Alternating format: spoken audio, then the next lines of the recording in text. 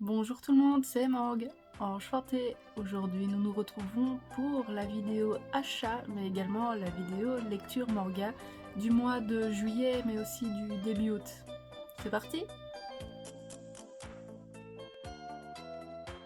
Alors, le mois de juillet ayant été assez financièrement compliqué, merci l'achat du vélo électrique pour le boulot, et bien les mangas que j'ai achetés, c'est que de l'occasion. Morgue et son vélo écolo. Alors j'ai commencé le mois de juillet par l'achat des 9 premiers tomes de To Your Eternity. Je peux déjà en faire le bilan lecture parce que je les ai déjà lus. Les premiers tomes, je les ai trouvés vachement bien. Le premier, c'est vraiment le tome de la dépression, histoire de bien commencer la série. Et la suite avec ce personnage-ci n'est pas mieux non plus. Et bon, j'ai bien aimé le principe. En fait, pour ceux qui ne connaissent pas, c'est une sphère qui arrive sur Terre et en fait cette sphère peut évoluer en prenant l'apparence d'une pierre, d'une mousse, d'un animal et des êtres humains par la suite. Et en fait cette créature évolue en fonction des stimuli qu'elle reçoit. Plus les stimuli sont forts et mieux elle va évoluer et donc elle va petit à petit vivre l'expérience de l'être humain, donc qui est une créature, une des créatures les plus évoluées. Moi j'ai vraiment bien aimé le principe, mais c'est vrai que vers les derniers tomes, l'histoire prend un petit peu une autre trajectoire et qui est très spéciale. Donc moi ce que je vais faire, comme vers la fin j'ai pas forcément super accroché, enfin pas autant que le début en tout cas, c'est que je vais revendre la série et je vais continuer en animé. Et l'animé est vachement bien, j'ai regardé je crois les 10 premiers épisodes et ils sont pas mal. Ensuite, j'ai acheté et lu également Bye Bye My Brother, donc qui est un one-shot avec des personnages anthropomorphiques.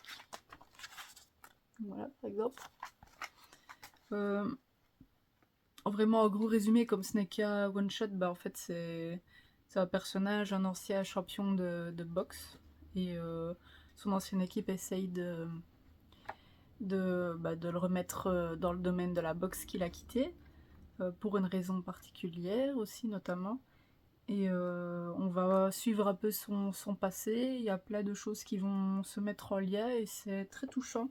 Sur le plan petite histoire sympa, pas super positive, mais c'est mignon. Ensuite, j'ai lu Le Quartier de la Lumière d'Inyo Asano. Je vais pas la faire longue sur celui-là, parce que c'est pas l'œuvre que j'ai la plus appréciée. C'est même celle que j'ai le moins appréciée pour le moment. Enfin, pour le moment, j'ai lu que Moni Poon Poon que j'ai adoré, La Fille de la Plage que j'ai beaucoup aimé aussi, et Dead Dead Demon, bah, j'en avais déjà fait la revue, et ça j'ai moyennement aimé. Mais celui-ci, ça m'a pas touché en tout cas.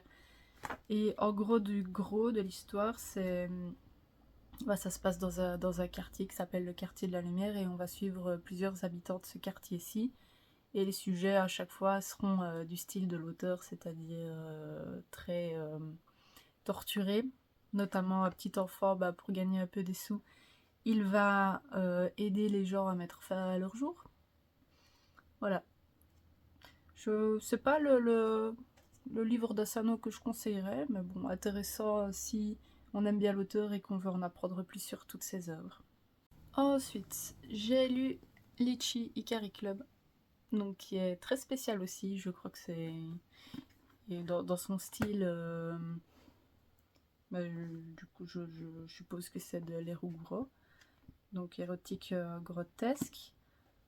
Euh, Bah, ça parle d'étudiants dans un monde où les parents ne semblent pas forcément exister, où l'environnement est très industriel avec des usines, de la fumée, du bruit, et ces enfants livrés un peu à eux-mêmes vont créer un club euh, avec un leader un peu qui se réfère énormément à un grand leader allemand.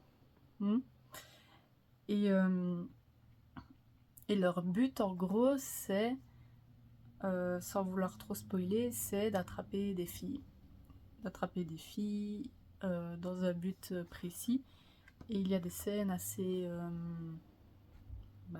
choquantes pour ceux qui n'auraient pas l'habitude de lire ce genre d'œuvre-là.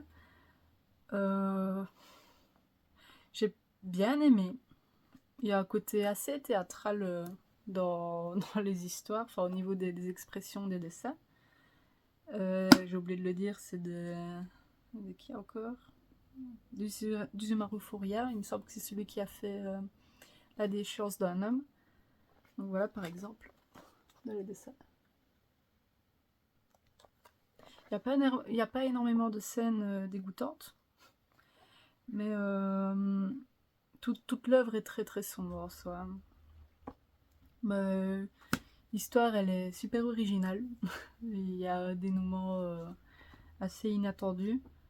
Je conseille pour ceux qui aiment ce style-ci. Pour essayer d'apporter un peu de positif et de mignonitude à toutes les séries un peu déprimantes que j'achète et que je lis, je me suis pris, sans connaître, j'ai trouvé ça sur Vinted, Soupinou, donc qui a l'air d'être un manga tout mignon. J'ai pas encore lu, et voilà, c'est avec cette petite créature-ci qui apparaît chez un couple, et je suppose qu'ils vont vivre ensemble et ce sera un peu un slice of life. À voir, mais ça a l'air sympa. En tout cas, les dessins sont chouettes. J'ai l'impression que je connais ce style, enfin que j'ai déjà lu des œuvres avec un peu le même style. Ouais. À voir. Alors ensuite, ça faisait un moment que je les cherchais et ça fait aussi un bon moment qu'ils ne sont plus disponibles en magasin.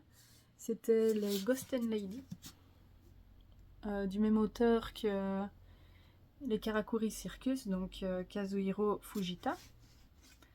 J'en ai entendu beaucoup de bien de cette œuvre-ci. Je ne l'ai pas encore lu, mais je me réjouis de les lire. Et la personne vendait également Springald, toujours du même auteur. Et il me semble qu'il y a une autre œuvre de la série du coup Black Museum qui est en projet de sortie, si j'ai bien compris. Donc à voir. Ensuite, en gros achat, j'ai trouvé sur Vinted les tomes de 1 à 31 de Yona, Princesse de l'Aube. Donc dans ma collection, j'avais pas de shoujo. Je crois que Les Enfants de la Baleine, c'est catégorisé comme, mais j'ai pas encore lu. Et le seul shoujo que j'ai lu, j'ai pas du tout apprécié, c'était... comment ça s'appelait encore? Les trucs avec les vampires, là. Rosenblood, voilà le nom. Et alors, donc il y en a Princesse de l'eau, comme j'ai pas du tout aimé la dernière série, j'ai essayé quand même de m'intéresser à ce genre de manga. Donc ça raconte l'histoire parce que j'ai lu les 11 premiers tomes pour le moment, et ça va pour le moment, j'accroche, même si le fond de l'histoire est quand même...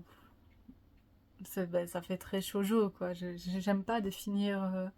le style par le nom, mais c'est le cas quand même. Donc ça raconte l'histoire de cette princesse-ci qui va se faire trahir par son amie d'enfance dont elle est amoureuse. Et, et elle va avoir une mission.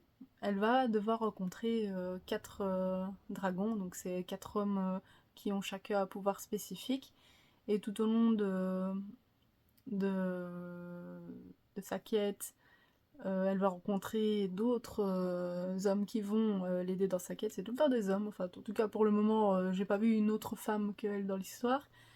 Là, je crois qu'on est rendu à 7 hommes autour d'elle. Enfin, 7 hommes qui participent à sa quête. Et évidemment, ces 7 personnes sont toutes éprises de la princesse Yona. Ça pourrait être cucu, comme je le raconte, mais en vrai, ça passe. Ça passe, il y a quand même de l'humour qui est apporté à tout ça. C'est pas un truc trop à l'eau de rose. Il y a quand même des combats, il y a quand même des réalités politiques et économiques. Par exemple, comme la princesse, elle n'est jamais sortie de son château, elle se rend vite compte qu'il y a plein, énormément de villages qui sont dans la pauvreté, qu'il y a des enfants qui meurent, qu'il y a des vieilles personnes malades qui ne savent pas se soigner, qui ne savent pas manger à leur faim. Et elle va se rendre compte de toutes ces réalités-ci qui sont très confrontantes pour elle, qui a été élevée avec la cuillère en argent en bouche et le cul dans le beurre. Et elle va essayer de tout faire pour améliorer la condition de ces personnes-ci, tout en étant traquée comme elle a fui le château par la personne qui l'a trahi. Voilà, sans vouloir trop spoiler, c'est ça le fond de l'histoire. Alors franchement, c'est pas le premier style sur lequel je me jette, mais je suis pas du tout déçue de ces 11 premiers tomes qui ont été lus. Ça m'a fait rire, ça m'a pas ennuyé, l'histoire file bien, les dialogues sont bien aussi. Je ne décroche pas, ça c'est très important. Un manga qui me fait me décrocher, j'ai énormément du mal à le continuer. Mais c'est pas du tout le cas pour Yona, Princesse de l'Aube. Donc franchement, je conseille, il est vraiment chouette. Et les dessins sont simples, mais ils sont pas mal quand même, hein. Ça fait la soupe. La série, ça faisait également un petit moment que je la cherchais, et pas spécialement en neuf, donc tant mieux, je l'ai trouvée en seconde main également. C'est L'Enfant et le Maudit. J'ai trouvé la série complète à prix raisonnable. Je ne l'ai pas encore lu, mais en jetant un coup d'œil au dessin, j'aime beaucoup. J'aime beaucoup. C'est une série qui se veut très poétique. Et le style des dessins, je trouve que ça convient parfaitement à ce style-ci. Donc je me réjouis de pouvoir me lancer dans la lecture et de m'en faire un avis. Là, ils sont rangés sur l'étagère, mais j'ai continué les Dr Stone. Moi, j'avais les 8 premiers tomes et j'ai trouvé les tomes 10 à 19 sur Vinted également. Donc je vais sûrement m'acheter les tomes qui me manquent pour pouvoir enfin me lancer dans la série de Boichi. Donc c'est un auteur que j'aime bien. À voir. Ouais, je regarde, mais je crois que c'est tout pour les achats. Donc on va pouvoir continuer avec la suite des lectures. Je sais pas du tout où je les ai rangés, mais je les ai lus. C'est la série Elfenlied que j'avais découvert en animé quand j'étais au début de mon adolescence. Ça fait un moment.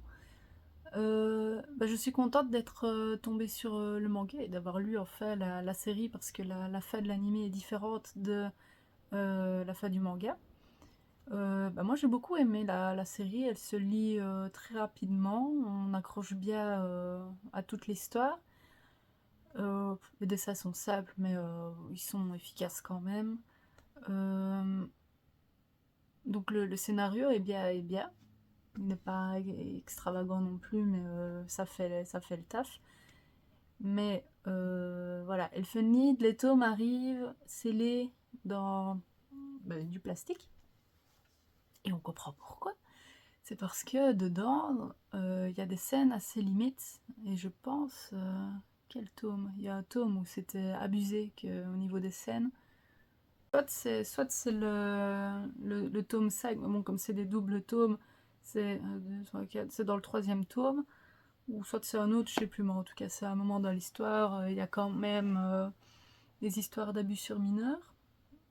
Voilà, donc ceux qui n'ont pas encore lu sont avertis, à ceux qui sont intéressés par la série. Il y a quelques moments de fanservice quand même.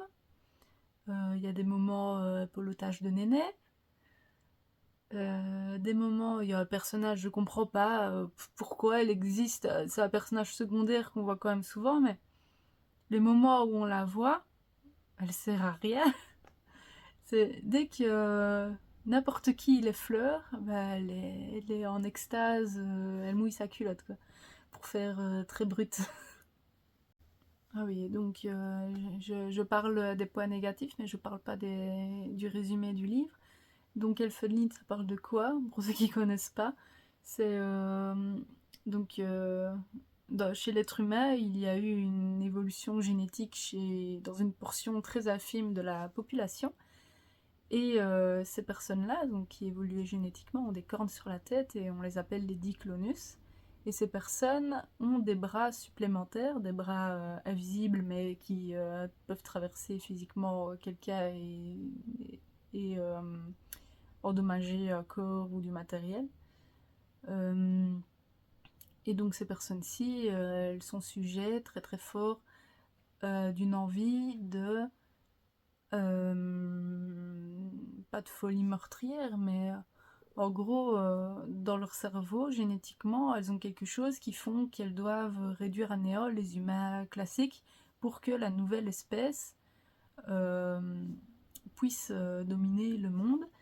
Et donc, ces personnes-ci, les Diclonus, lorsque elles sont repérées par une certaine agence, eh ben, elles sont attrapées et on fait des expériences très cruelles sur elles. Et ce sont que des femmes. Voilà, et donc ça va parler de l'histoire de Lucie. C'est une Diclonus qui arrive à s'échapper de ce centre et qui va perdre la mémoire et vivre avec une double personnalité dans une famille. Et voilà. Si vous ne connaissiez pas, allez-y. Si vous connaissiez déjà, bah, allez-y aussi si vous avez vu que la fin en animé, parce que la fin est différente du coup. Mais bon, malgré ça, j'ai quand même bien aimé, parce que l'histoire est bonne. Mais voilà, c'est pour public averti, donc ce n'est pas pour tous les âges. Alors, le prochain manga, bah, je vais sûrement faire des mécontents, parce que je vais parler de Gunm.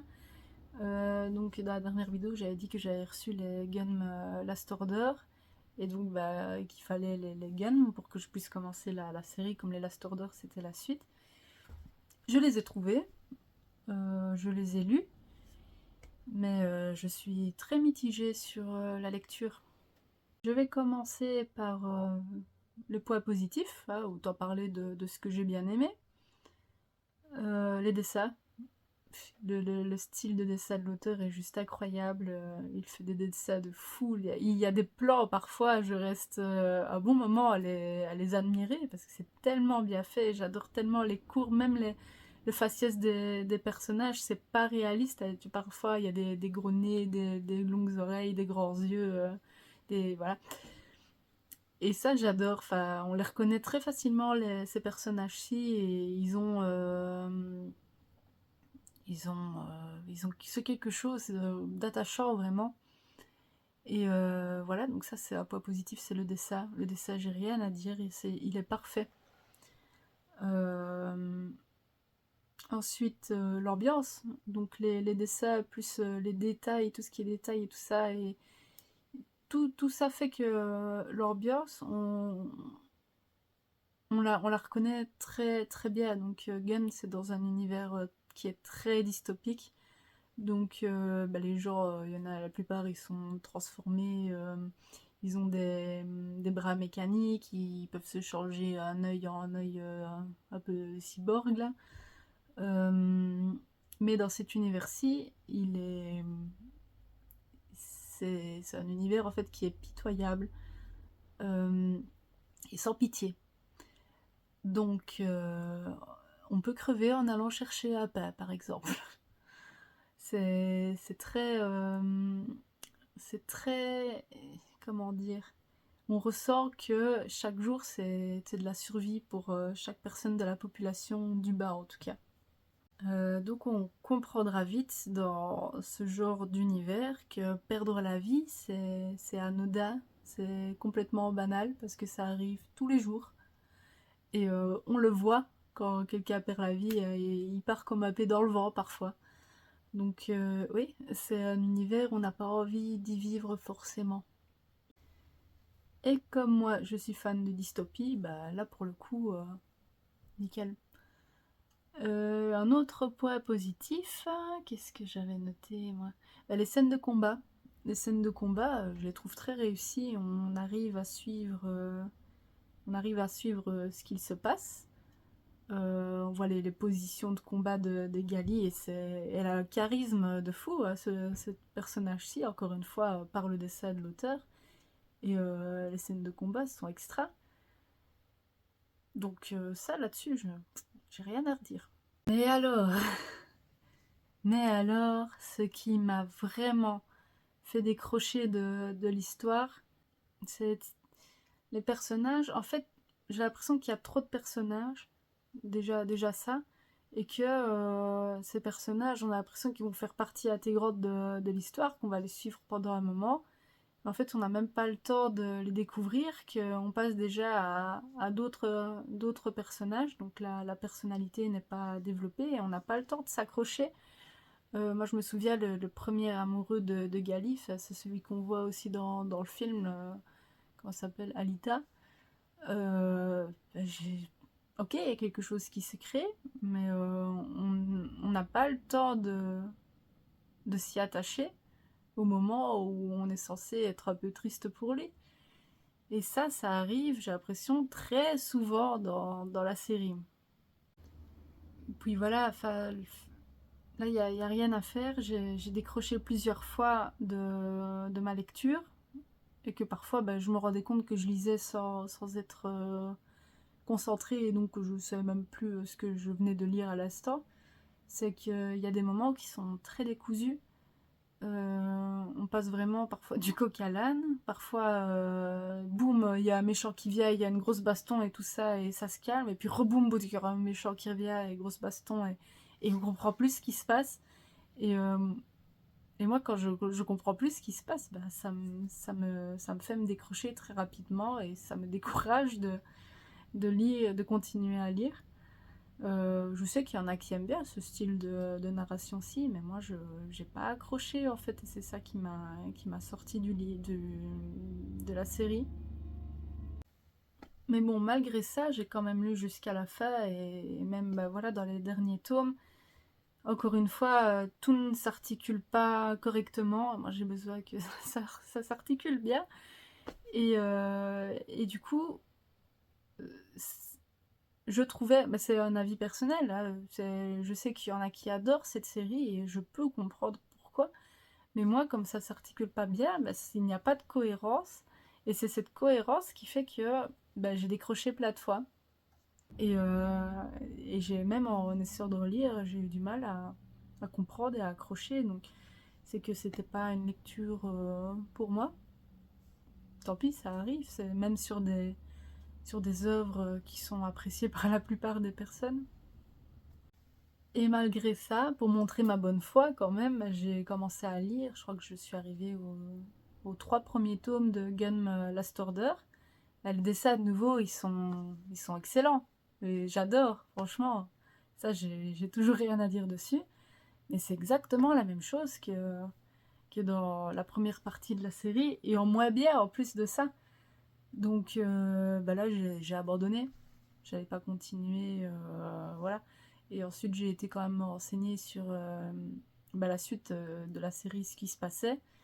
Et finalement, je suis contente d'avoir lâché parce que visiblement, ça part un peu en vrille. Donc, tant pis, ça arrive. Alors, pour parler une autre série de science-fiction, mais là, qui a contrario, j'ai adoré. Je crois que pour le moment, c'est la meilleure série de science-fiction que j'ai jamais lue. C'est Levius. Et sa suite, Levius Est. Euh, Comment dire? J'ai adoré. J'ai un kiff total. Et donc j'ai tellement aimé que j'avais peur de... Enfin, franchement, je l'ai savouré, c'était un tome par jour, je n'en lisais pas plus de un par jour, parce que je voulais le plus possible prolonger le plaisir de lecture de ce manga, c'est pour tout dire, quoi. Donc les vieux, ça parle de quoi? Donc ça se passe dans un monde qui mélange la mécanique, donc il y a des gens euh, qui ont changé des parties de leur corps pour les remplacer par des parties mécanisées. Et dans ce monde, en fait, il y a un liquide qui s'appelle la vapeur qui permet, une fois mélangé avec son propre sang, de contrôler ces parties mécaniques. Et il y a un sport qui s'est mis en place par rapport à ça, et c'est le sport mécanique. Et donc, dans ce domaine-ci, on va retrouver Levius, ce personnage-là sur la couverture. Je vais essayer de le trouver ici dans le manga. Hop. Ouais, chill. Évidemment. Voilà. Hop, celui-ci en bas, Levius. Donc lui, il va se lancer dans ce sport-ci parce qu'il a complètement accroché à tout ce qui entoure ce sport-là. Mais c'est pas que du bim bam boum, sinon je ne crois pas que j'aurais accroché. En fait, derrière le sport mécanique, il y a tout un enjeu politique. Et notamment, à un moment donné de l'histoire, on se rend compte qu'il y a des personnes qui ont été changées, qui ont subi des modifications sur leur corps, mais contre leur volonté. Et les vieux, son but, c'est d'essayer de sauver une des personnes qu'il a rencontrées, et, mais aussi d'essayer de sauver... en fait, c'est complexe, ça, parce que ça devient très politique à un moment de l'histoire. Il va essayer de sauvegarder la population, parce qu'il se rend compte que la force que les combattants ont pendant ces sports de combat, comme ils utilisent la vapeur, ça c'est très très important, la vapeur, et ils peuvent s'en servir pour dominer éventuellement la population. Donc celui qui est le plus fort peut faire ce qu'il veut. Au niveau des dessins, c'est particulier hein, comme dessin, je vais vous montrer. Hop. Voilà le type de dessin. Les personnages, moi j'aime bien, franchement c'est un dessin un peu atypique et j'aime beaucoup. Au niveau des combats, en fait on ressort, on ne voit pas trop ce qui se passe pendant les combats parce qu'il y a la vapeur qui est dessinée et tout ça et on voit pas trop ce qui se passe, mais c'est très cohérent parce que si ça se passait en vrai, avec toute la fumée et tout ça, on ne verrait pas trop ce qui se passe et on sent une rapidité, on sent la puissance des combats. Et on ressent, moi en tout cas j'ai ressenti énormément de stress et en fait je suis passée par toutes les émotions durant les combats et tous les enjeux qui se passent. Et comme si on le vivait vraiment et qu'on soutenait les personnages qu'on apprécie, parce que la force de l'auteur, vraiment, il arrive à mettre une personnalité dans chacun de ses personnages, mais une personnalité qui est attachante, qui est... et qu'on a envie de voir se développer et qu'on n'a pas du tout envie qu'il leur arrive du mal. Et moi, c'est très très rare. Oui, c'est vraiment très très rare que je puisse ressentir autant d'empathie pour un personnage et autant de peur que ce personnage-ci. Il lui arrive quelque chose. Donc voilà, bien évidemment, je vous conseille la lecture de cette série. Bon, il y a un gros point négatif cependant, c'est le prix. Je crois que c'est 12 ou 13 euros un tome. C'est abusé. Mais moi, je les ai pas payés ce prix-là, je les ai trouvés sur Vinted. Mais comme j'ai adoré, je me suis dit, ok, de toute façon, je vais les garder, ça en vaut la peine. Et c'est vrai que le prix, ça fait mal au cul, hein, vraiment. J'ai également lu le premier tome de Ikkyu. Ça faisait un moment que je le voulais, que je voulais le lire. Donc j'ai lu avec plaisir. J'ai découvert avec plaisir même cette série. Donc ça parle d'un enfant, on va dire, qu'une des servantes d'un empereur a eu un enfant de lui. Mais cette servante-ci a été bannie du château pour une certaine raison. Et personne ne savait qu'elle était enceinte. Et pour protéger son enfant, elle va l'envoyer chez des moines. Et donc cette offensive va apprendre la vie parmi les moines, qui n'est pas toujours facile. Et cet enfant va se développer autant spirituellement que au niveau de la discipline. Et voilà, c'est très sympathique. Les dessins sont rétro, mais vraiment bien. Moi, j'aime beaucoup ce type de dessin. Ça me pensait un peu au dessin, mais c'est pas du tout la même chose. Mais Osamu Tezuka, que j'adore. C'est vraiment ce style de dessin auquel j'accroche. Il y a des moments qui sont tout mignons, il y a des moments qui sont un petit peu moins mignons, notamment la vie parmi les moines la nuit, ils font des choses entre eux un peu chelou. Et voilà. Si vous aimez bien ce type de lecture quand même un peu plus mature, vous pouvez y aller. Moi en tout cas j'ai bien accroché, j'attends le tome 2 avec impatience. J'ai terminé la série Léviathan. Hop, avec la lecture du tome 2 et 3. J'ai bien accroché, j'avais relu le tome 1 parce que je me souvenais plus trop de l'histoire. La fin était convenable. Je n'ai pas été déçue, j'ai pas été super émerveillée non plus par la fin, mais dans l'ensemble m'a bien plu. Donc ceux qui ne connaissent pas et qui aiment bien les histoires un peu horreur qui se passe dans l'espace, je vous conseille. Je vous conseille la lecture de Léviathan, il n'y a que 3 tomes, donc vous ne perdez pas grand chose si jamais vous n'aimez pas. Voilà. Alors, un peu plus positif, j'ai lu enfin Hirayazumi, le tome 1. Petite perle de douceur parmi toutes les lectures barbares que je lis en ce moment. C'est très chouette.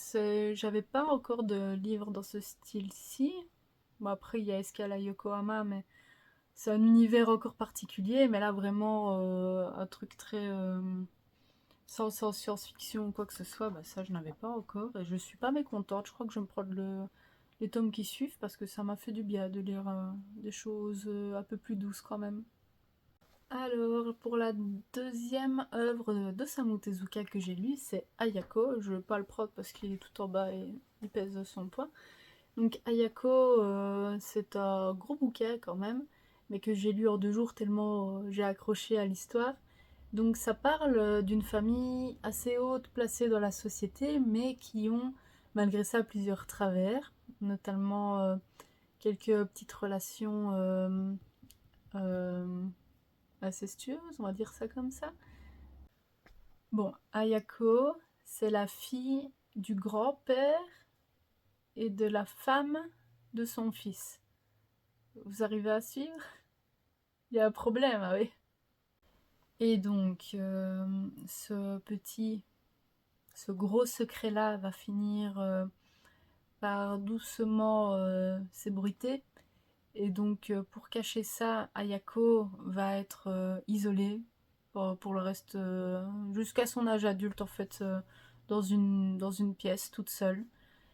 Afin que cette histoire soit oubliée. Et donc, Ayako, elle va se développer avec tout ce manque de stimulation. Donc, ça va quand même être un manga un peu psychologique parce que on voit bien que la fille elle va pas se développer dans le meilleur terreau et qu'elle va avoir des troubles du comportement logique.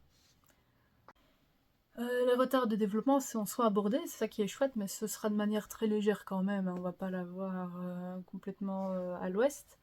Mais beaucoup de ces comportements un peu atypiques vont être expliqués par cet enfermement qu'elle a vécu. Ça va parler également de politique, de secrets dans sa famille aussi, du côté politique. Et tout ça, en fait, ça va super bien s'articuler. La lecture, j'ai beaucoup aimé. Il y a 2 fins alternatives. Donc, la première fin qu'on va lire, il me semble que c'est la mauvaise fin. Et en gros, il y a une autre fin que l'auteur a quand même mis dans cette édition-ci. C'est du coup la bonne. En gros, vous lirez la bonne et la mauvaise fin, vous choisirez celle qui vous convient.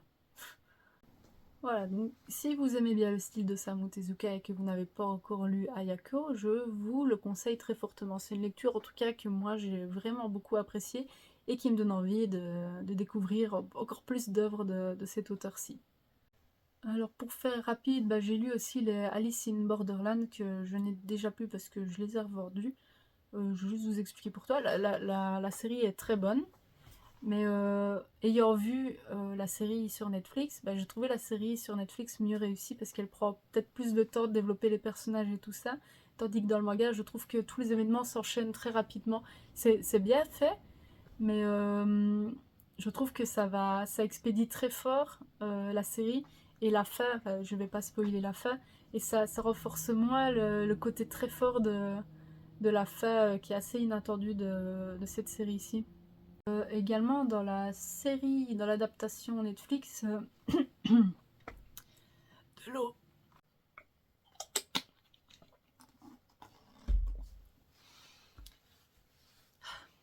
Donc je disais que dans l'adaptation, ils ont remplacé 2 moments de jeu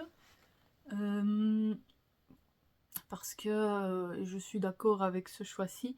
Dans le manga, j'ai décroché 2 fois sur 2 jeux parce que c'était des jeux très ciblés culture japonaise. Je sais qu'il y avait un jeu, c'était du Mahjong, que je connais absolument pas. Du coup, au début du jeu, ils expliquent les règles, mais en mode pavé César. Et là, j'ai décroché.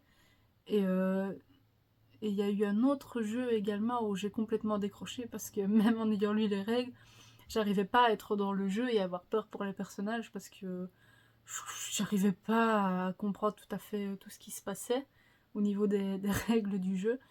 Et là, pour le coup, la série était mieux pour ça parce que là, tout était bien expliqué, c'était adapté à notre culture à nous aussi, mais c'est pas plus mal là, que dans le manga, il y a quand même le côté culture japonais qui ressort, et ce qui est tout à fait normal aussi. Mais bon, à part ça, c'est un très bon manga. Moi, j'ai apprécié quand même mon moment de lecture et je le conseille. C'est juste que j'ai une petite préférence pour l'adaptation. Alors là aussi, je vais essayer de faire vite comme c'est quand même bien connu, c'est Spy Family. Donc je me suis enfin lancée dans, dans la lecture alors que ça fait un moment que tout le monde en parle.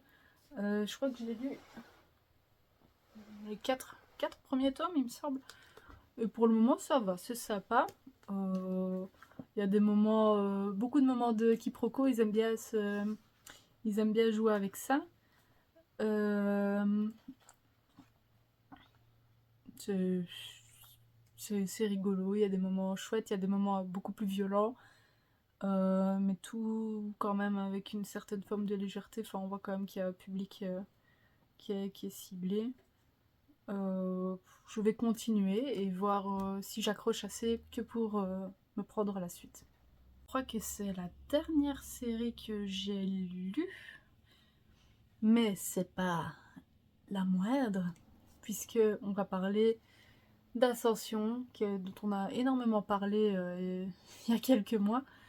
Donc Ascension, ça va parler de quoi pour ceux qui ne le savent pas encore? Bah, c'est l'histoire de ce jeune homme-ci, donc qui est quelqu'un de très très solitaire. Donc il a eu un passé un peu compliqué, mais bon, je crois qu'il y a pas que ça. Je crois que il est quand même un peu, pas de manière péjorative, mais autiste quand même.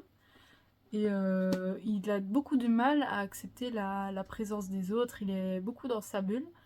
Et il aime faire les choses seul. Et on a l'impression, dans les premiers tomes, que limite le but dans sa vie, même les premiers tomes même jusqu'à la fin, c'est être seul.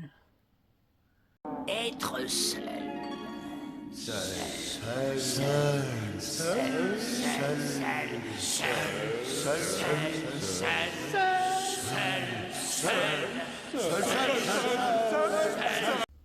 Donc ce qu'il va faire, c'est que il va se passionner d'une chose à laquelle il n'aurait jamais pensé auparavant, c'est l'escalade. Donc il va commencer par les murs d'escalade là, avec les trucs en plastique, voilà. Il va avoir beaucoup de mal à, à accepter les conseils et la présence des autres pour l'aider à le faire évoluer. Mais bon, il va quand même y parvenir. Et après cette étape d'escalade en salle fermée, bah, il va avoir comme passion l'escalade des montagnes. Donc des plus faciles aux plus compliquées et toujours en voulant être seul. Et on va suivre son évolution. autant en fait psychologique qu'au niveau de sa technique. Alors lui, pour vivre sa passion, il va pas hésiter à se mettre en danger. Il y a des conseils qu'il va pas forcément écouter. Même au niveau de son boulot, il est capable de tout lâcher juste pour vivre à 100% sa passion. Et il va pas se rendre compte aussi comment dire, qu'il y a des personnes qui vont un peu profiter du fait qu'ils ne sachent pas trop cerner les personnes pour l'entuber. Il y a aussi cette petite partie-ci qui est intéressante. Mais bon, malgré ça, moi je me suis attachée au personnage. Moi, ce que j'ai bien aimé, c'est le suivre dans toutes ses ascensions, un peu tous les états psychologiques par lesquels il passe, les étapes physiques aussi. Et au niveau de la théorie par rapport au matériel, aux techniques d'escalade, c'est très bien expliqué. Donc même si on n'y connaît rien du tout, on apprend des choses très intéressantes et pas de manière compliquée sur ce sujet-ci. Qu'est-ce que je voulais dire de plus? Au niveau des dessins, enfin ici j'ai le tome 1 en main, mais les dessins sont nettement mieux dans les tomes qui suivent. Je me souviens, il y a un tome, il a fait un dessin d'une menthe religieuse pour représenter une femme qui s'intéresse un peu trop à lui. Et lui, dans sa tête, si il se laisse attraper par elle, il va se faire bouffer et il ne saura plus jamais vivre ses passions. Et le dessin était tellement beau, j'ai passé un bon moment dessus à l'admirer. Et il va faire beaucoup de métaphores comme ça aussi, et surtout à la fin de l'histoire. À la fin de la série, il y aura de plus en plus de métaphores et c'est vraiment beau, c'est très poétique en fait. Il fait comme dans Innocent en fait, il y a pas mal de moments où ce sont des métaphores et il les utilise très bien. Donc voilà, moi j'aime bien conclure sur ce petit tome, sur cette petite série ici, qui m'a beaucoup plu. Donc je conseille si ce que j'ai dit vous a accroché. Sinon, si vous recherchez, je peux comprendre qu'il y en a qui n'accrochent pas tant que ça. Mais si on prend en compte tout ce que je viens de dire et qu'on accroche malgré ça, allez-y. Parce que c'est vraiment chouette à découvrir, surtout c'est sur un sujet qui est assez atypique aussi. Voilà, j'ai rien d'autre à dire de particulier dessus, si ce n'est que soyez curieux. Voilà, je pense avoir tout dit, tout présenté. Après, si j'oublie, tant pis, ce sera pour la prochaine vidéo. Eh bien, je vous dis merci pour avoir regardé cette vidéo. On va se retrouver très certainement pour l'achat et la lecture des mangas du mois d'août. Donc en attendant, je vous souhaite une très bonne lecture et un très bon mois d'août. À bientôt!